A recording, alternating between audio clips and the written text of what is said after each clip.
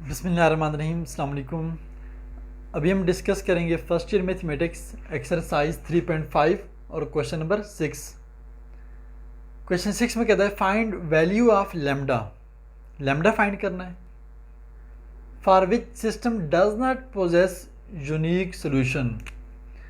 Does not possess unique solution. सबसे पहले तो हम इसका मतलब जानेंगे। पहले हम यहाँ तक क्वेश्चन को सॉल्व करते हैं। फाइंड वैल्यू ऑफ लेमडा, पहले हम लेमडा की वैल्यू फाइंड करें और उसने बता दिया कि कैसे फाइंड करना है। कहता है कि system does not possess unique solution. पहले हम half part value of lambda find कर लें। ये हमारे पास सिस्टम है जिसमें सेट ऑफ इक्वेशन गिवन है आपके पास 3x1 + 4x2 plus lambda x is 3 is equal to 2 और 2x1 + x2 - 2x3 is equal to 11 और तीसरी ये इक्वेशन है। अच्छा, इस पूरे सिस्टम में लैम्डा यहाँ पर है x3 का कोएफिशिएंट, यहाँ पर x3 का कोएफिशिएंट -2 है, यहाँ पर x3 का कोएफिशिएंट फिर -2 है, तो इधर भी x3 का कोई ना कोई कोएफिशिएंट होना चाहिए, कोई नंबर होना चाहिए, -2 -3 4 5 6 कुछ भी नंबर हो सकता है। तो उसने जानबूझ के यहाँ पर हमें लैम्डा लगा दिया। कहता है ये लैम्डा फाइंड करें पहले। सबसे पहले हम इस लैम्डा को फाइंड करने के लिए ये करेंगे कि जो इक्वल की लेफ्ट हैंड साइड है सिस्टम की उसका कोएफिशिएंट मैट्रिक्स लिखेंगे। ये मैट्रिक्स ए का नाम दिया, जो इसका सबसे पहला कॉलम है ये x1 के कोएफिशिएंट है। पहली इक्वेशन में देखें x1 का कोएफिशिएंट 1 है, फिर 2 फिर 3, तो 1 2 3 आ जाएगा। फिर सेकंड कॉलम में x2 के कोएफिशिएंट हैं 4 1 2 4 1 2 आ जाएगा। फिर जो थर्ड कॉलम है इसमें x3 के कोएफिशिएंट हैं लैम्डा -2 -2, तो lambda -2 -2। This is what coefficient matrix. और this is the non homogeneous system. Non homogeneous क्यों? क्योंकि राइट हैंड साइड पर इसमें 0 0 0 नहीं है। अगर 0 0 0 होता हम इसको बोलते हैं homogeneous system, but these are non zero numbers 2 11 and 16। System does not possess unique solution का मतलब ये है कि ये जो कोएफिशिएंट मैट्रिक्स है इसका डिटर्मिनेंट इज इक्वल टू 0 होगा। क्यों? क्योंकि system does not possess unique solution. तो ये इसकी रीज़न है कि आपने इसका जो डिटर्मिनेंट लेना है उसको 0 पुट कर देना है और इसको सॉल्व करना है, तो आपको लैम्डा का आंसर मिल जाएगा। अब इस मैट्रिक्स का लिया डिटर्मिनेंट और इसको पुट किया 0। अब इसको एक्सपैंड कैसे किया? अब आप इसको किसी भी कॉलम या किसी भी रो से एक्सपैंड करवा सकते हैं। तो मैं इसको फर्स्ट रो से एक्सपैंड करवाऊँगा। जब फर्स्ट रो से एक्सपैंड कराएंगे सबसे पहले 1 की बारी आएगी, ये 1 यहाँ पर। अब जिस 1 की रिस्पेक्ट से एक्सपैंड करवा रहे हैं उसकी रो छोड़ दें और उसका कॉलम भी छोड़ दें, तो बाकी ये 4 एंट्रीज बच जाएंगी। 1 -2 1 -2 2 -2 2 -2 ये आ जाएगा। अब इसके बाद बारी आएगी, हम 1 से एक्सपैंड करवा चुके हैं, अब हम 4 से एक्सपैंड करवाएंगे। ये 4 स्टार्ट में आ जाएगा, साथ माइनस साइन भी आएगा। याद रखें ये जो सेकंड एलिमेंट होता है इसके बाद माइनस आता है। अब हम इस 4 से एक्सपैंड करा रहे हैं, ये रो छोड़ देंगे फिर और ये कॉलम छोड़ देंगे, तो बाकी बचेंगे 2 -2 2 -2 और 3 -2 3 -2 ये आ जाएगा। इसके बाद बारी आती है इस लैम्डा की, तो प्लस लैम्डा आएगा और इसकी रो छोड़ देंगे और इसका कॉलम छोड़ देंगे। बाकी ये एलिमेंट आएंगे 2 1 2 1 और 3 2 3 2। अच्छा, ये यहाँ पर माइनस क्यों आया? इधर प्लस, इधर ये भी पॉजिटिव है, इसके साथ नेगेटिव का साइन क्यों आया? इसकी रीज़न ये है कि आप जिस एलिमेंट की रिस्पेक्ट से एक्सपैंड करवा रहे हैं उसकी लोकेशन देखें, पोजीशन देखें। 1 की पोजीशन क्या है? ये फर्स्ट रो में है, फर्स्ट कॉलम में है। फर्स्ट रो फर्स्ट कॉलम, उस एलिमेंट की नंबर ऑफ़ रो देखें और नंबर ऑफ़ कॉलम देखें। फर्स्ट रो फर्स्ट कॉलम 1 + 1 करें, ये नंबर ऑफ़ रो ये नंबर ऑफ़ कॉलम ऐड करें, आंसर 2 आया। इसकी पोजीशन देखें, फर्स्ट रो सेकंड कॉलम, तो नंबर ऑफ़ रो 1, कॉलम की जो रो है वो कॉलम की तादाद वो 2 है, 1 + 2 3 आया। First row second column, first plus second answer 3। ये जो लैम्डा है इसकी लोकेशन क्या है? फर्स्ट रो थर्ड कॉलम, तो first plus third equal to 4। अब आप देखें ये 2 और ये 4 दीज आर इवन नंबर। अगर नंबर हो इवन, नंबर ऑफ रो और नंबर ऑफ कॉलम को प्लस करें, आंसर इवन आए तो स्टार्ट में प्लस आएगा। और अगर आंसर आए ऑड नंबर 3, 1, 5, 7 इस तरह से कोई ऑड नंबर आ जाए फिर उसके स्टार्ट में माइनस का साइन आता है। ओके, ये माइनस क्लियर हो गया। तो अब हम इसको कराएंगे एक्सपेंड। अब ये 1 बाहर एज इट इज़ इधर, सबसे पहले इन डायगोनल एलिमेंट को मल्टीप्लाई करें 1 और -2 को, ये आएगा -2। उसके बाद इन डायगोनल एलिमेंट को मल्टीप्लाई करना है, पहले ऊपर से नीचे फिर नीचे से ऊपर जाना है। अब अगर इन दोनों डायगोनल एलिमेंट के साइन अपोजिट हो, एक पॉजिटिव एक नेगेटिव, तो यहाँ पर आएगा प्लस का साइन। ये +2 है, ये -2, तो इधर प्लस आएगा और 2 × 2 4 आएगा, यहाँ पर आ गया 4। उसके बाद -4 की बारी है। फिर पहले ऊपर से नीचे जाएं, 2 × -2 आंसर -4। फिर नीचे से ऊपर जाएं, इन डायगोनल एलिमेंट को मल्टीप्लाई करें, ये पॉजिटिव ये नेगेटिव, अगर अपोजिट साइन हो, एक पॉजिटिव हो एक नेगेटिव हो, तो दरम्यान में प्लस लगाते हैं। अगर दोनों के साइन सेम हो, दोनों नेगेटिव हों या दोनों पॉजिटिव हों, तो फिर यहाँ पर मिड में माइनस आता है, क्योंकि ये नेगेटिव है ये पॉजिटिव। तो 3 × 2 = 6, यहाँ पर +6 आएगा। उसके बाद प्लस लैम्डा, ये लैम्डा आ गया। और फिर ऊपर से नीचे जाएँ, 2 × 2 = 4, ये 4 आ गया। और फिर नीचे से ऊपर 3 × 1 3। अच्छा, अब देखें ये दोनों पॉजिटिव हैं 3 और 1, तो दरमियान में माइनस का साइन आएगा। अब हम इस इक्वेशन को सॉल्व करेंगे, तो यहाँ से हमें लैम्डा का आंसर 6 मिल जाएगा। ओके, तो यहाँ से लेकर यहाँ तक हमने आधा क्वेश्चन सॉल्व कर लिया है। कहता था find the value of lambda, तो ये हमने कहा लैम्डा 6 आ गया, ये लो। अब कहते हैं आल्सो सॉल्व दी सिस्टम, इस सिस्टम को सॉल्व भी करें for value of lambda, lambda की जो वैल्यू आई है उसको यूज़ करके। यानी कि ये जो लैम्डा है यहाँ पर, इस लैम्डा की वैल्यू पुट कर दें 6, ये 6 आई है। पूरे सिस्टम को दोबारा से रीराइट करें और इस सिस्टम को सॉल्व करें। सिस्टम सॉल्व करने का क्या मतलब है, यानी कि ये x1, x2 और x3 इनके आंसर फाइंड करें। ओके, अभी हम फाइंड करते हैं। इनके आंसर फाइंड करने का तरीका ये होगा, क्योंकि ये नॉन होमोजीनियस सिस्टम है, इसका हम ऑगमेंटेड मैट्रिक्स लिखेंगे। ऑगमेंटेड मैट्रिक्स में ये जो लेफ्ट हैंड साइड के सारे कोएफिशिएंट हैं x1, x2, x3 के, वो यहाँ पर आ जाएंगे। आगे छोटी सी लाइन लगा दें और राइट हैंड साइड 2, 11, 16 वो यहाँ पर लिख दें और इस मैट्रिक्स को क्लोज कर दें। This is called augmented matrix. अब ऑगमेंटेड मैट्रिक्स को सॉल्व करना है और हमने x1, x2, x3 के आंसर फाइंड करने हैं। इसको सॉल्व करने के लिए हम जो कोएफिशिएंट मैट्रिक्स हैं, इस लाइन से इधर ये जो 3 कॉलम नज़र आ रहे हैं, इसको हम एचिलन फॉर्म में कन्वर्ट करेंगे। एचिलन फॉर्म में कन्वर्ट करने का मतलब है कि इधर 1 हो सबसे पहला एलिमेंट, उसके नीचे दोनों 0 हों।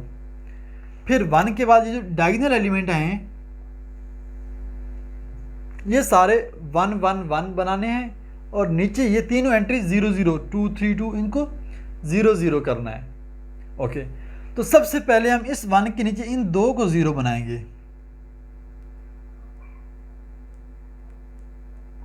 ओके, 2 और 3 को 0 बनाना है और इस 1 की हेल्प से बनाना है। तो ये 1 किस रो में है, ये R1 में है, ये R1 है, ये सारी आपकी R2 है और ये आपके पास R3 है।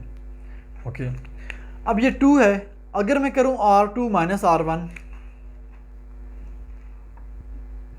R2 - R1 करूं, ये बन जाएगा 2 - 1। R2 का एलिमेंट 2, R1 का element 1, 2 - 1 answer 1। This is not 0। लेकिन अगर मैं इस 1 को 2 से मल्टीप्लाई कर दूं लाइक दिस, तो अब ये आंसर क्या आएगा, 0 आएगा। इसका मतलब है कि इधर 0 लाने के लिए यहाँ पर 1 को पहले 2 से मल्टीप्लाई करना होगा। अब इस 2 को 0 करने के लिए इस पूरी रो R1 को हम 2 से मल्टीप्लाई कर देंगे।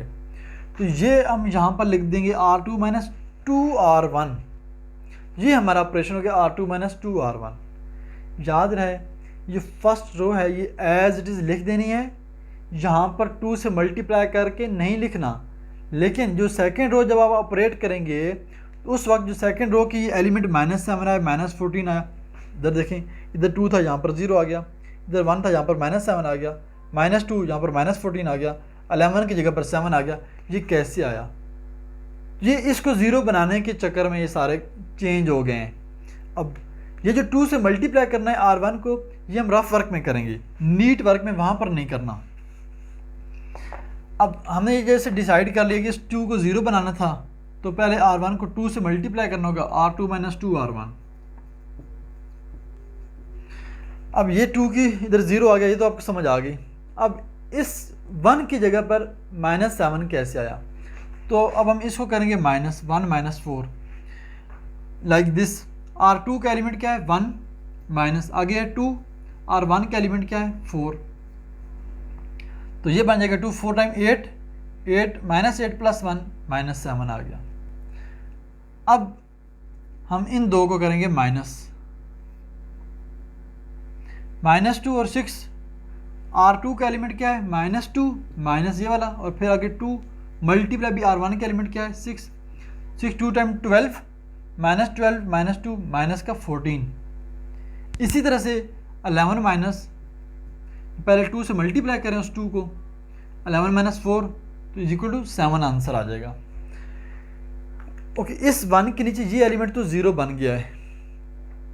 अब हमने इस 3 को ज़ीरो बनाना है, तो इस 2 को ज़ीरो करने के लिए हमने R1 को 2 से मल्टीप्लाई किया, इस 3 को ज़ीरो बनाने के लिए R1 को 3 से मल्टीप्लाई करेंगे, बिकॉज वो 1 है। जब 3 से मल्टीप्लाई होगा तो ये भी 3 3 - 3 ज़ीरो हो जाएगा। तो यहाँ पर हम करेंगे अब R3 - 3 टाइम R1, तो ये बन जाएगा आपके पास 0। अब इसकी बारी है, ये इधर नीचे लिख लें R3 - 3R1। पहले R3 का, अब इस 2 को ऑपरेट करें 2 और 4 को, पहले R3 का एलिमेंट 2 -3, फिर R1 का एलिमेंट 4, ये आ जाएगा 3 4 टाइम 12 -12 + 2 तो माइनस का 9, सॉरी ये आएगा आपके पास माइनस का 10, क्योंकि 2 - 12 = -10। अब इन दो को माइनस करना है, तो पहले R3 का एलिमेंट वो क्या है -2, फिर -3, फिर R1 का एलिमेंट वो है 6, तो ये हो जाएगा आपके पास -2 - 18 = -20, यहाँ पर -20 आ जाएगा। अब हमने इन दो को माइनस करना है।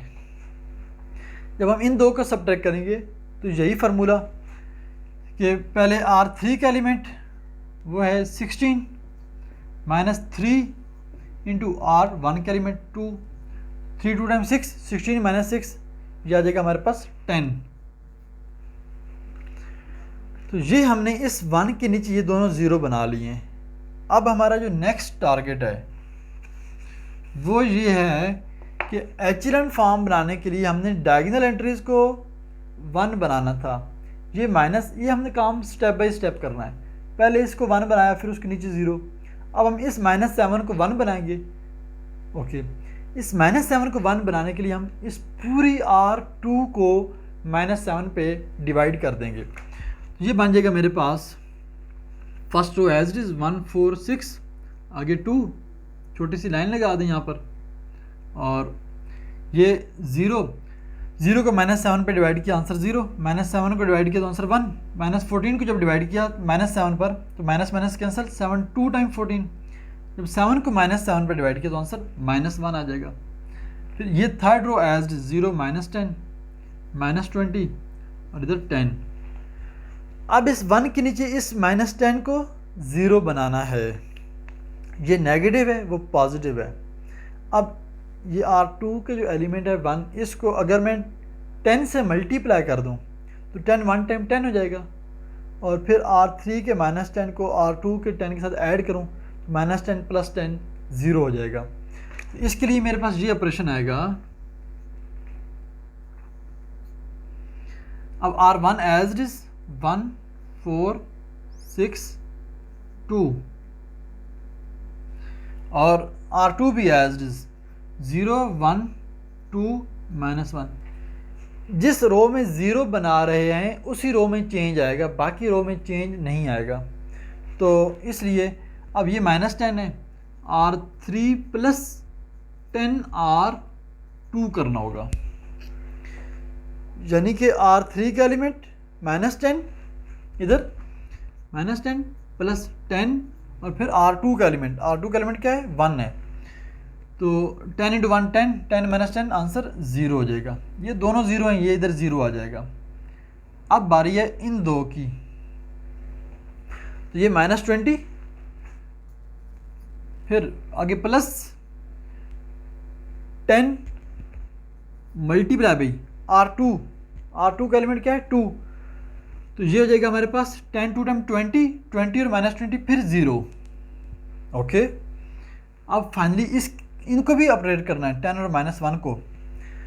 R3 का एलिमेंट क्या है 10, आगे प्लस फिर 10 इंटू R2 का एलिमेंट वो है -1, तो 10 इंटू -1 -10 प्लस 10 0, ये बन जाएगा इधर 0 आ जाएगा। तो हम इसको कर देंगे रेज। अब अगर हम गौर करें तो इस एचलन फॉर्म में हमने कन्वर्ट करना था, डायगोनल एंट्रीज हमने 1 1 1 बनानी थी, बट इसमें तो नीचे वाली पूरी रो ही 0 हो गई है, तो अब हम यहाँ पर स्टॉप कर देंगे। अब इस मैट्रिक्स का रैंक आ गया 2। ये जो दो आपके पास इक्वेशन बच गई हैं, इन दो इक्वेशन को अब हम रीराइट करेंगे और फिर वहाँ से हम x1 x2 x3 का आंसर फाइंड करेंगे। तो इसके लिए अब मुझे ये सिस्टम रेज करना है। ये अब मैं रेज करने लगा हूँ।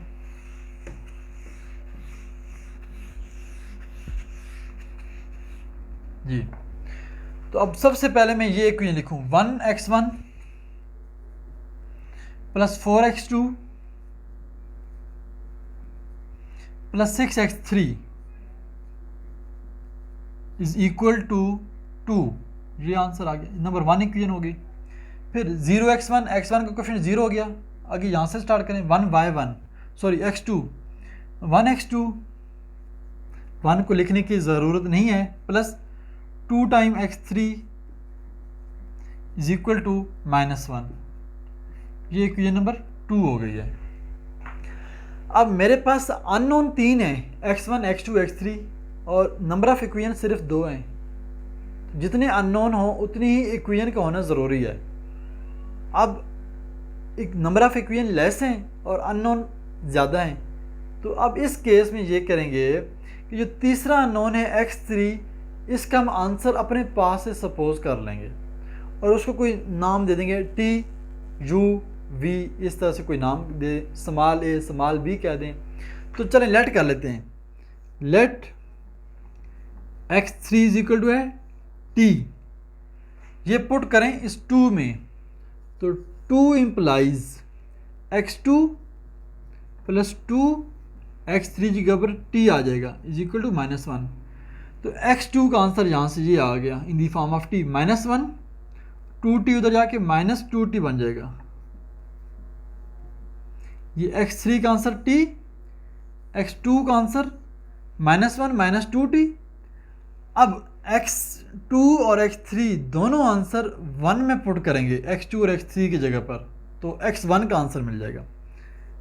1 इम्प्लाइज x1 प्लस 4 और x2 की जगह पर ये x2 का आंसर -1 -2t प्लस 6, x3 की जगह पर x3 की वैल्यू t पुट कर दें इज इक्वल टू 2। अब हम इसको करेंगे सॉल्व, ये बन जाएगा x1 plus 4 into -1 -4 plus 4 into -2t minus का 8t plus 6t is equal to 2। Okay, यहाँ से ये जगह x1 इज इक्वल टू, ये -4 उधर जाके +4, 4 प्लस 2 6 हो जाएगा, -8t और प्लस 6t -2t उधर जाके +2t हो जाएगा। ये x1 का आंसर आ गया। x1 का आंसर 6 प्लस 2t, x2 का आंसर -1 -2t, x3 का आंसर t। तो these are the final solution of the system. उसने कहा था कि also solve the system for value of lambda, यानी कि पहले लैम्डा की वैल्यू फाइंड करें, वो हमने फाइंड कर ली 6, फिर लैम्डा की वैल्यू वापस सिस्टम में पुट कर दी यहाँ पर, और फिर सिस्टम को सॉल्व किया, इसको कन्वर्ट किया एचलन फॉर्म में। कन्वर्ट करने के बाद आपके पास 2 इक्वेशन बच गई, उन 2 इक्वेशन को लिखा, और तीसरा वेरिएबल x3 उसको t सपोज कर लिया, आपने सपोज करना है, t सपोज कर लिया। फिर x3 का आंसर 2 में पुट किया, x2 का आंसर मिल गया। फिर x3 और x2 दोनों आंसर 1 में पुट किए, फिर आपको वहाँ से x1 का आंसर मिल जाएगा। These are the final solution and question is completed.